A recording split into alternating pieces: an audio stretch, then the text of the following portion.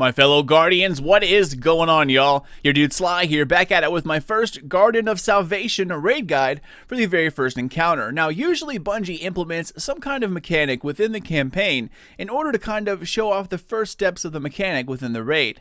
But for this DLC, that did absolutely not happen. So in this guide, we're going to go over the first encounter, and I'll try to be as precise as possible. There are a lot of things going on within this raid, and it's not always easy to show it through just one viewpoint. And you're going to see gameplay from day one contest mode, where all the enemies had swords by their name, meaning they were pretty damn powerful. After day one, things will be way easier than what you see here, and not everything can one-hit kill you.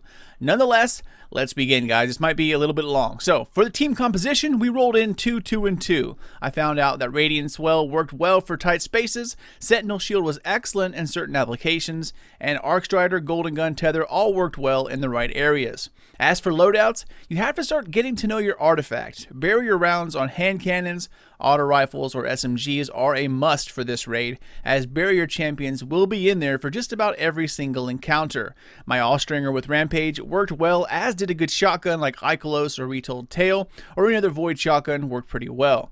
Deathbringer also did surprisingly well for this first encounter, as did grenade launchers with spike grenades and Major Mod. Everything in this first encounter that gets in your way and seems to hurt a lot seems to be a major. So I would use a Major Mod for most of the raid on your heavy. If one person doesn't have any good heavies, or they're like brand new to the game and you're just getting them through, then use Whisper, Darcy, something like that. At the end, you will need lots of distance shooting.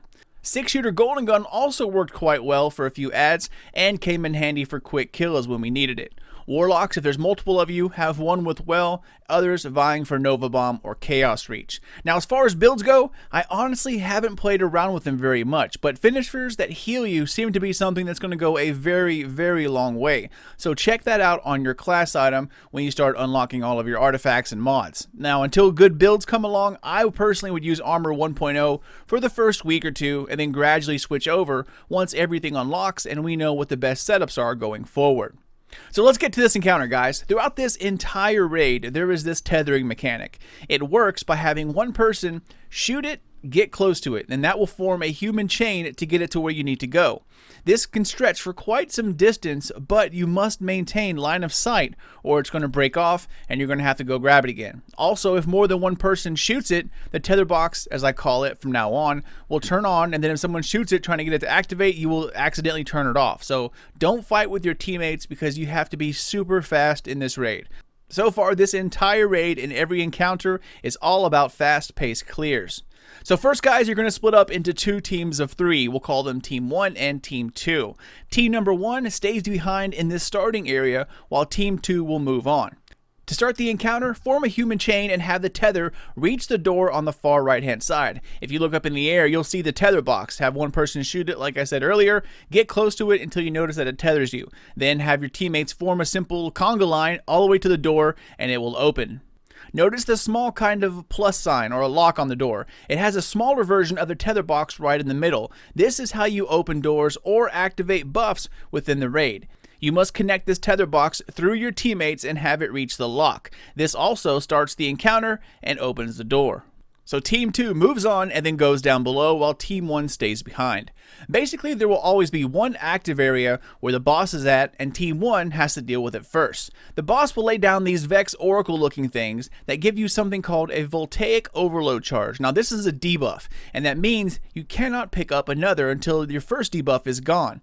Team 1 needs to assign who's going to pick up debuff first, second, and third. You will keep this order at every stage in this first encounter, so go ahead and assign Team 2 positions as well, because they're going to be doing this next. So once you figure out 1, 2, and 3, it's time to move on. Up top, on Team 1, it's all about clearing ads, staying alive, and grabbing this debuff when it appears. You don't have long to grab it after the boss deploys it, so make sure you keep an eye out and call it out if you need to. If you do not grab this Voltaic charge in time, it explodes, wiping the entire team, so these are definitely a priority. Even if it means you grab it and you die, you're still saving the whole team from a wipe. Meanwhile, Team 2 is down below, clearing ads, Cyclopses, which we'll talk about next, and then in each area there will be a barrier champion and finally a Hydra called an Angelic. These are guys you'll also see in the next couple encounters as well. The goal is to kill the angelic as fast as possible, but it will not spawn until the barrier champion and the rest of the adds are taken care of. From here on out, the tether boxes will be protected, so you cannot form a tether chain unless the angelic is dead. Once Team 2 clears all the adds, kills the angelic, and then opens the next door by forming another human tether chain, the harpy or the boss will stop throwing down voltaic charges and then teleport to the next room where Team 2 is waiting. Communication here is key, guys. A side note, Cyclopses will always be up in one area or another. Once a team kills a Cyclops, it will then spawn back at another location, usually where your other team is. So once you take down a Cyclops, always call it out, because they will spawn in a terrible location. As you can see here, there's a Cyclops when Team 2 heads down to the other room. Once you see this guy is killed, 2 of them will spawn up by Team 1, and it's usually behind them. So always call it out. Okay, so now that we're out of the first room, you're basically switching jobs here, guys. Team 2 is now in charge of clearing adds and picking up the debuff the boss lays down, because everyone on the first team still has the debuff countdown, which does last a few minutes. Once Team 2 opens the door, call it out, Team 1 will now leave the starting area, head down into the next new room. Now we have to clear out the barrier champion and angelic, while Team 2 is now collecting the debuff and fighting off waves of enemies. Once again, you kill a Cyclops, you call it out, because it's going to show up right next to your other team. Once you kill the angelic, this will take away the protective barrier surrounding the tether box.